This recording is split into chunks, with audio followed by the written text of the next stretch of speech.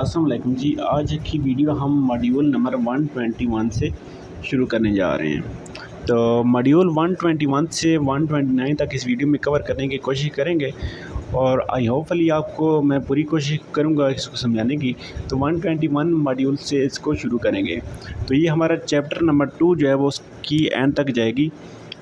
तो इस वीडियो में हमारा चैप्टर नंबर 2 एंड हो जाएगा। नेक्स्ट वीडियो में हम चैप्टर नंबर 3 इंटीग्रल कैलकुलस शुरू करेंगे। तो इस वीडियो में कुछ ख़ास कंसेप्ट तो नहीं है, लेकिन इसमें छोटे छोटे कंसेप्ट हैं, छोटे छोटे थ्योरम हैं, जस्ट उनको स्टडी करना ज़रूरी है।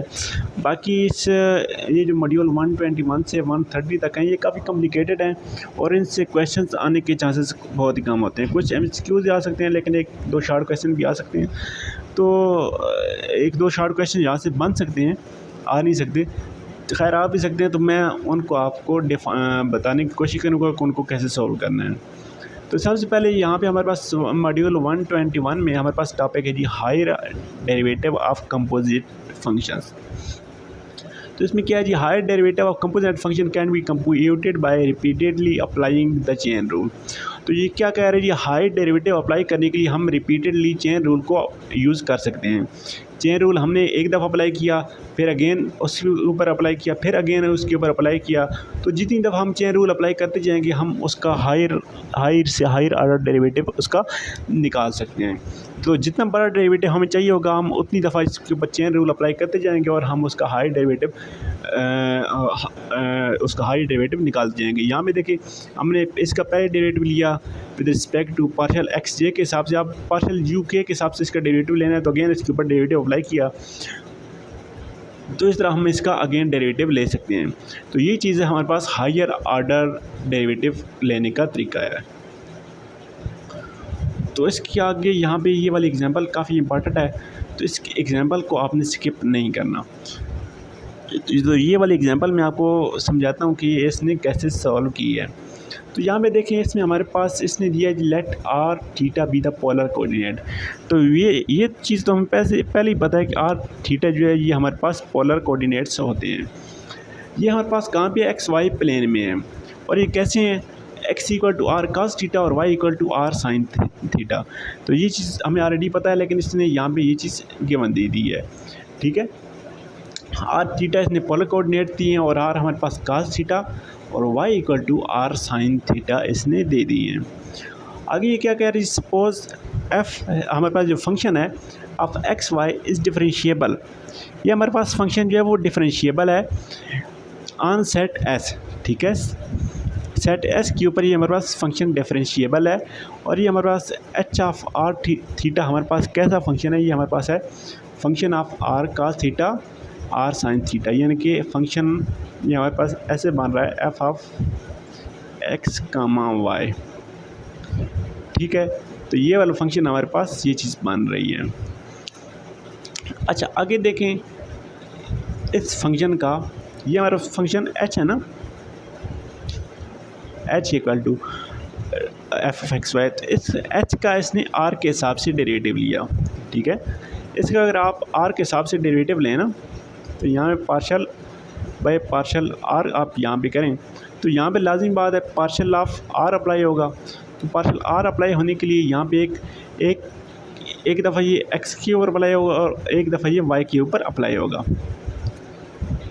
तो इसमें आप देखें partial H of partial of R इसने क्या किया जी, सबसे पहले इसने फंक्शन के ऊपर अप्लाई किया पार्शल एफ और पार्शल एक्स, यानी कि फंक्शन का एक्स के हिसाब से डेरिवेटिव लिया है, डॉट एक्स का आप आर के हिसाब से डेरिवेटिव लेगा, प्लस प्रोडक्ट रूट इस्तेमाल हुआ है।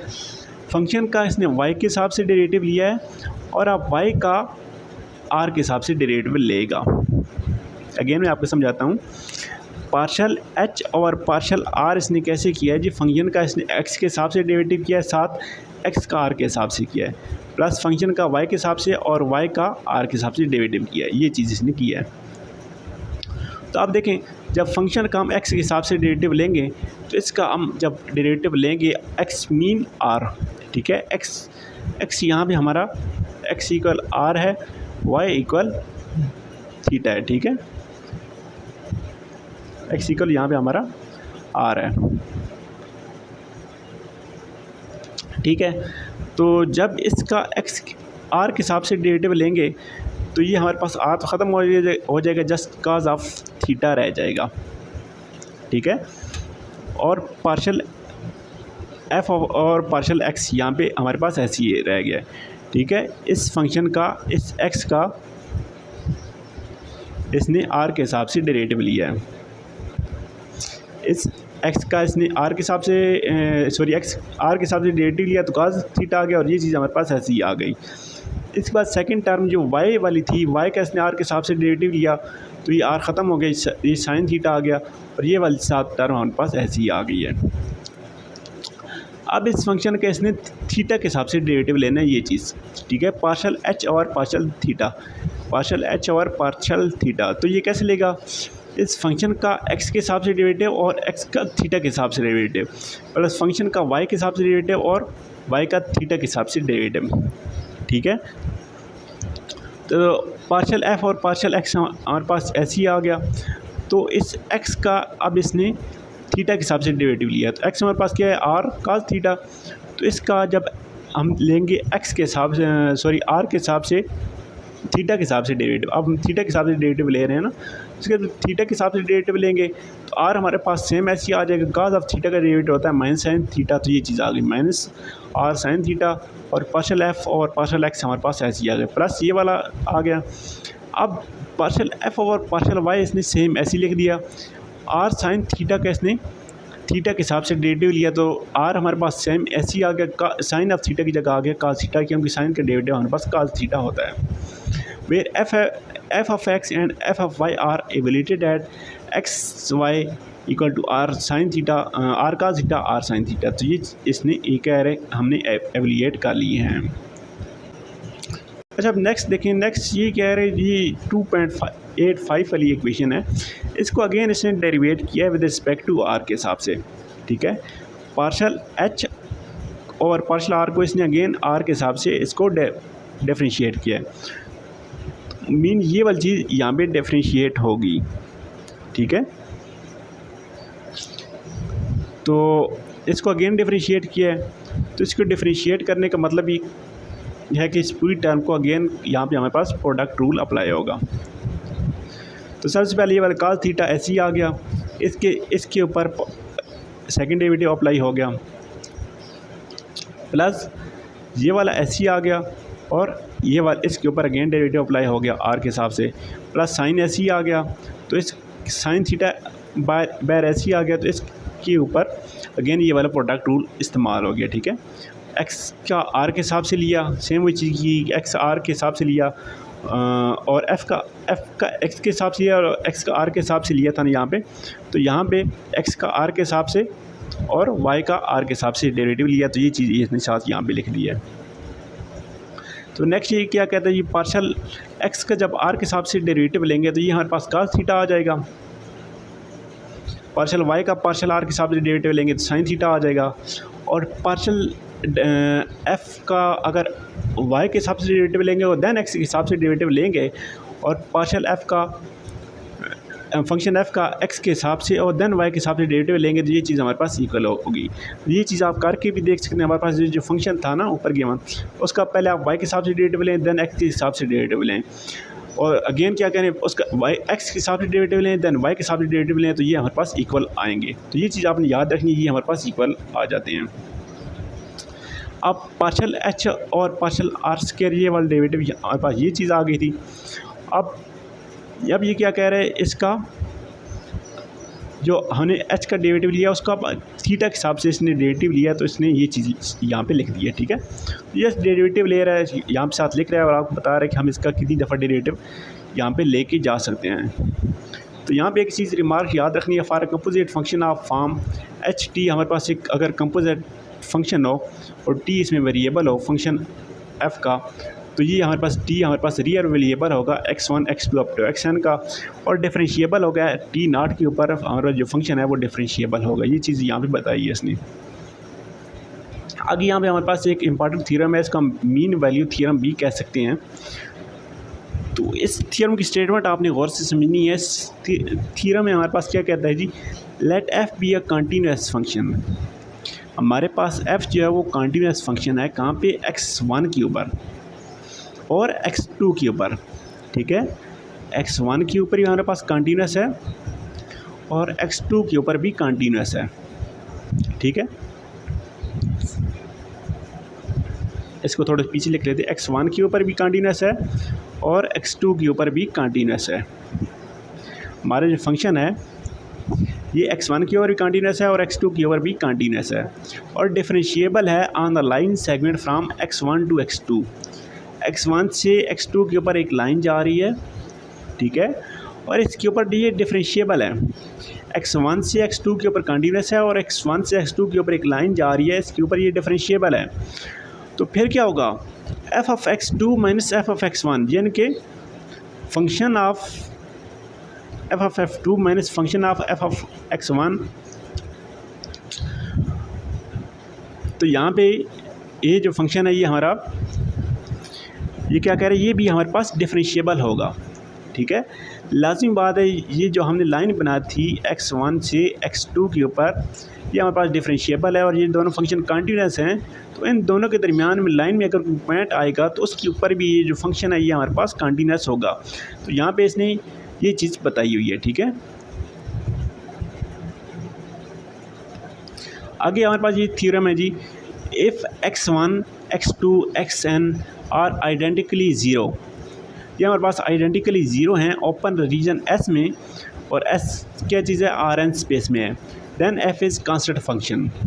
तो कांस्टेंट की आपने यहाँ पे डेफिनेशन याद रखनी है कि x1 f of x1 f of x2 up to f of xn अगर आइडेंटिकली ज़ीरो हैं तो ये हमारे पास f जो है ये कांस्टेंट फंक्शन है, ठीक है।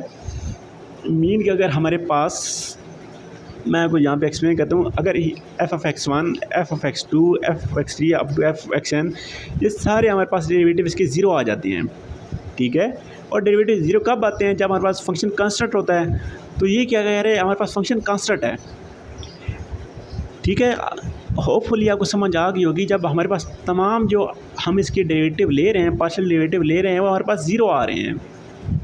एक ओपन रीजन S में तमाम डेरिवेटिव ज़ीरो आ रहे हैं तो हमारे पास फंक्शन जो है वो कांस्टेंट है, ठीक है। तो ये चीज़ आपको पता है, कांस्टेंट फंक्शन के डेरिवेटिव ज़ीरो होते हैं। तो यहाँ पे ये चीज़ बताई हुई है कि अगर फंक्शन के डेरिवेटिव ज़ीरो आ रहे हैं तो हमारा जो फंक्शन है वो हमारे पास कांस्टेंट फंक्शन है।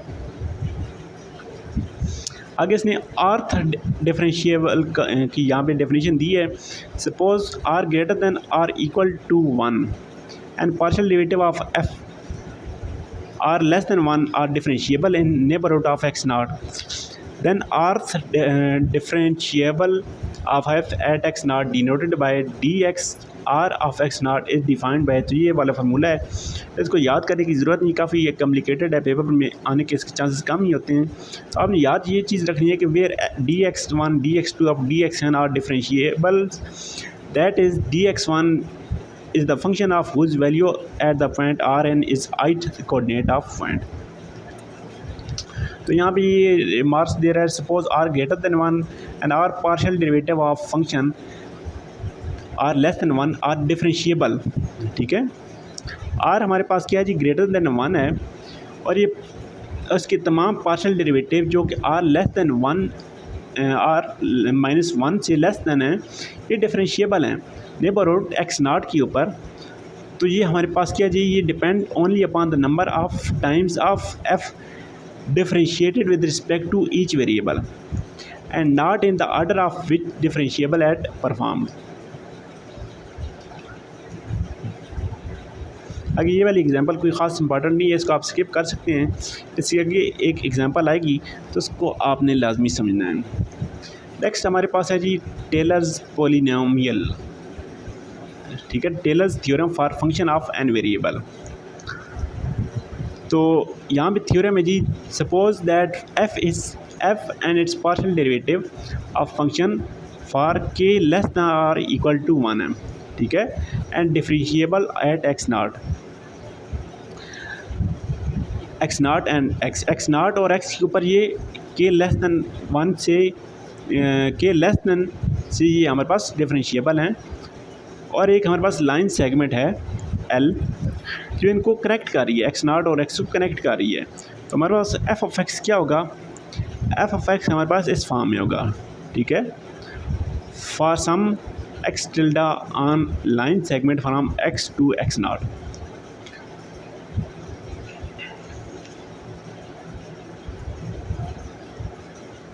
आगे ये एग्जांपल क्या है, इस एग्जांपल में क्या चीज़ बताई जा रही है, the Taylor series at x nought हमारे पास है 0 0 और फाई हमारे पास है x y implies that 1 plus a x plus b y greater than 0 then 1/1 plus a x plus b y, तो हमारे पास इस फॉर्म में बनेंगे। तो यहाँ पे एक रिमार्क्स है जी, by analoging with situation of function of one variable we define the kth Taylor polynomial about X not. तो ये चीज़ कोई ख़ास इंपॉर्टेंट नहीं है, तो नेक्स्ट थ्योरम ये वाला थोड़ा सा इंपॉर्टेंट है, तो इसको आप समझ लें। सपोज दैट एफ हमारा फंक्शन है और उसके पार्शियल डेरिवेटिव k-1 तक जो है वो डिफरेंशिएबल हैं, k-1 तक उसके पार्शियल डिफरेंशिएबल हैं, और नेबरहुड उसका क्या है जी, X not in neighbourhood N of X not in N, तो उसकी केथ पार्शियल डेरिवेटिव, ठीक है, डिफरेंशिएबल कहाँ तक है, वो हमारे पास k-1 तक है, और केथ आर्डर पार्शियल डेरिवेटिव जो है वो कंटिन्यूस हैं, k-1 तक डिफरेंशिएबल हैं और केथ तक वो जस्ट कंटिन्यूस उसकी कंडीशन दी गई है। तो फिर उसका क्या होगा, limit x approach to x nought f of x minus Taylor's polynomial of x और एक्स माइनस एक्स नॉट की पावर के इक्वल होगी 0 के। आगे हमारे पास पॉजिटिव डेफिनाइट दी गया है, तो इसमें पॉजिटिव डेफिनाइट क्या जी, let R be the positive integer and X not equal to x10 x20 up to X N not a function from P X. तो ये हमारा फंक्शन दिए गया where the coefficient r1 r2 up to rn are constant and summation is r wall nth tuples of negative integers such that r1 plus r2 up to r, ये हमारे पास r के equal आते हैं, तो ये हमारे पास होमोजीनियस पोलिनोमियल होंगे। तो होमोजीनियस पोलिनोमियल की नेक्स्ट एग्जांपल में आपको मज़ीद क्लियरिफाई हो जाएगा ये हमारे पास कैसे पोलिनोमियल होते हैं। इस एग्जांपल में देखिए हमारे पास p एक फंक्शन है, p हमारे पास x y z, इसमें 3 वेरिएबल इंक्लूड हो रहे हैं। तो ये हमारा फंक्शन है x² प्लस y का स्क्वायर प्लस z का square plus X Y plus X E plus Y Z.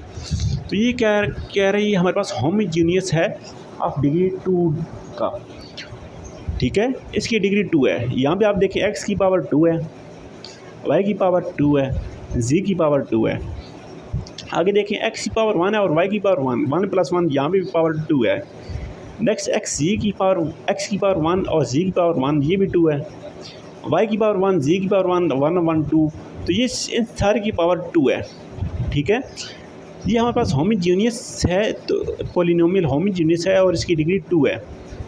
तो इसको हम कैसे लिख सकते हैं, p of x y z equal to 1 plus 1/2। तो इस सूरत में क्या कह रहा है जी, इसको हम लिख सकते हैं। अच्छा, इसको देखें अब इसने कैसे लिखा है, मैं आपको यहाँ पे बताता हूँ। इसको अगर हम ओपन करें ना, यहाँ पे लिखते हैं, इसको अगर हम ओपन करें तो यहाँ पर पास बन जाती है 1/2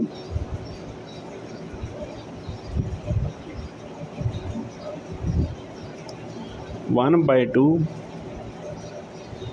तो ये एक्स स्क्वायर प्लस वाई का square plus 2xy plus Y का स्क्वायर प्लस जी का स्क्वायर प्लस 2xz प्लस जी का स्क्वायर प्लस एक्स का स्क्वायर प्लस 2xz, ये चीज़ हमारे पास बनती है। अब देखें x एक यहाँ पे आ रहा है, एक यहाँ पे आ रहा है, तो ये हम इसको लिख सकते हैं 2x², y यहाँ पे भी है, यहाँ पे भी है 2y² लिख सकते हैं। इस तरह z यहाँ पे है, यहाँ पे इसको हम लिख सकते हैं 2z², 2xy, 2xz, 2xy, तो ये चीज़ हम लिख सकते हैं। तो इसको अगेन हम लिखते हैं, नेक्स्ट टाइम हम इसको कैसे लिख सकते हैं, 1/2 2x² plus 2y² plus 2 Z का square plus 2 X Y plus 2 Y Z plus 2 X Z. तो यहाँ से अगर 2 हम कॉमन लें तो 2 को हम निकाल सकते हैं पैर, तो ये चीज़ तो ख़त्म हो गई।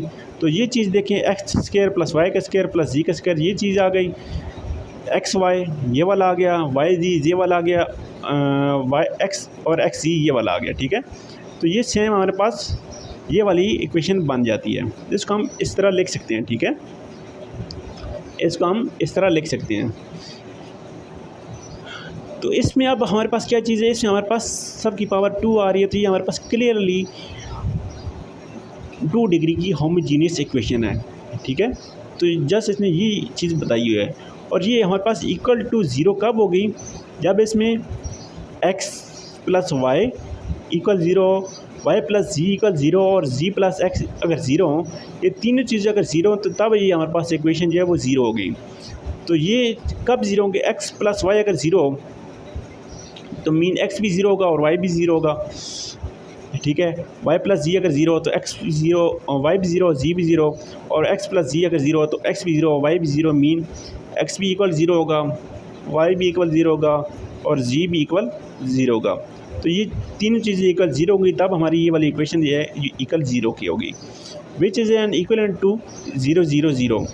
Therefore P is positive definite and minus P is negative definite। तो इसको अगर माइनस लिख रहे हैं तो यहाँ पे सारी माइनस के साइन आ जाते हैं, ये हमारे पास माइनस डेफिनेट बन जाता है।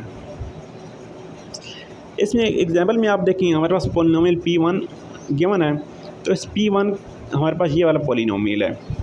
इस P1 को ये क्या अगर हम इसको लिख सकते हैं x प्लस वाई का स्क्वायर प्लस जी का स्क्वायर। तो इसको हम लिख सकते हैं ना, एक्स स्क्वायर प्लस वाई का स्क्वायर प्लस 2x वाई है, तो इसको हम लिख सकते हैं X plus Y whole square plus जी का स्क्वायर। तो इसको हम लिख सकते हैं ऐसे। तो इसको जब एक्स से लिखिए तो अब हमें क्लियरली पता है कि ये हमारे पास 2 डिग्री की पॉलिनोमियल इक्वेशन है। P1 इज़, ये क्या कह रहे हैं, P1 is negative, since P1 हमारे पास आ जाती है 1 माइनस 1 0 इक्वल 0 के। जब हम इसमें x और y की वैल्यू सेम रखेंगे विद डिफरेंट साइन, तो तब हमारे पास ये ज़ीरो होगी।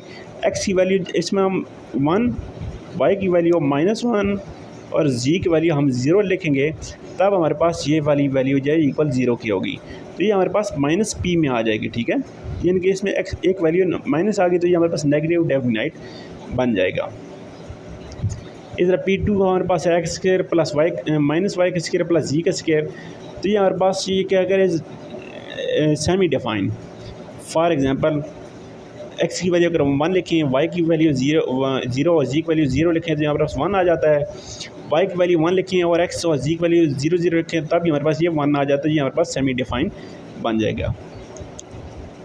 नेक्स्ट थ्योरम हमारे पास, suppose that f is and its partial derivative of k minus 1 are differentiable and neighborhood of n of x naught and r in Rn and the r kth order partial derivative of x are continuous with k greater than 2 and तो ये चीज़ है, तो इसमें कुछ important चीज़ नहीं है। इस proof को भी आप छोड़ सकते हैं। नेक्स्ट ये वाली एग्जांपल देखें। इस एग्जांपल में हमारे पास क्या चीज़ है जी, हमारे पास ये फंक्शन गिवन है, इसने partial derivative with respect to x लिया है, तो ये हमारे पास आ गया है 2ax f of x Y. ठीक है, जब इसको हम x के हिसाब से डेरिवेटिव लेंगे ना, तो ये हमारे पास आ जाएगा e की power a x square plus b y square. तो ये चीज़ सेम ऐसी आ गई। नेक्स्ट इसमें देखें डॉट x के हिसाब से डेरिवेटिव लेंगे तो मतलब ये वाली चीज़ तो ज़ीरो हो जाएगी। जस्ट ये वाली चीज़, तो इसका आ जाएगा 2ax। ठीक है, ये चीज़ और ये चीज़ मल्टीप्लाई हो रही है, तो 2ax इसने यहाँ पे लिख लिया और इस सारी की जगह इसने f ऑफ एक्स वाई लिख लिया। ठीक है, नेक्स्ट देखें, इसने इसका y के हिसाब से डेरिवेटिव लिया, तो y के हिसाब से डेरिवेटिव लेंगे तो e की power a x square plus b y square, ये तो सेम ऐसी आ गई डॉट। तो इस x के हिसाब से इसका डेरिवेटिव तो 0 आ जाएगा, तो ये हमारे पास आ जाएगा 0 ज़ीरो प्लस ये ई के साथ मल्टीप्लाई हो रहा है, ठीक है। तो इसका आ जाएगा 2by, ठीक है, 2by, ठीक है, 2by इसने यहाँ पे लिख लिया और सारे की जगह इसने f(x, y) लिख लिया है, ठीक है। तो ये चीज़ यहाँ पे इसने लिख लिया है। अब ये क्या कह रहा है, f(x), जब इसमें x की वैल्यू और y की वैल्यू 0 0 पुट करना, तो इस तरह हमारे पास 0 हो जाता है। इस तरह s में अगर x की वैल्यू 0 और y की वैल्यू 0 पुट करें तो हमारे पास 0 0 हो जाता है। और नेक्स्ट ये क्या कह रहा है जी, ये हमारे पास 0 0 ये क्रिटिकल पॉइंट है, क्योंकि ये इन दोनों की f(x) और f(y) की वैल्यू यहाँ पे इक्वल आ रही हैं, और जब यहाँ पे वैल्यू इक्वल आ जाए तो ये हमारे पास क्रिटिकल पॉइंट होता है। आगे ये क्या कह रहे हैं जी, f(x) का अगेन x के हिसाब से डेरिवेटिव लें तो हमारे पास ये चीज़ आ जाती है, f(y) का अगेन y के हिसाब से डेरिवेटिव लें तो ये चीज़ आ जाती है, f(x) का y के हिसाब से डेरिवेटिव लें तो ये चीज़ आ जाती है। अब ये क्या कह रहे हैं, therefore D f(x) 0 f(y) 0 minus f(x, y) 0 0। तो ये सारी वैल्यू उसने निकाल के यहाँ पे पुट किया, तो हमारे पास 4ab आ गया, ठीक है। Corollary implies that 0 0 is the local minimum point of A and B are positive. A local maximum of A and B are negative. Neither one of positive and other is negative. Corollary does not apply if A or B is 0. ठीक है, अगर A और B में से कोई चीज़ 0 हो जाती है तो ये हमारे पास corollary अप्लाई नहीं हो सकती। और corollary हमारे पास मिनिमम कब होगी, जब A और B पॉजिटिव होंगे, और हमारे पास ए और बी जब नेगेटिव होंगे तो ये हमारे पास मैक्सिमम होगी। तो यहाँ तक था chapter number 2, chapter number 129 module में यहाँ तक कवर हो गए हैं। तो होपफुली आपको समझ आ गई होगी। ये वीडियो थी हमारी मॉड्यूल 121 से लेके 129 तक। तो 130 से नेक्स्ट वीडियो में शुरू करेंगे।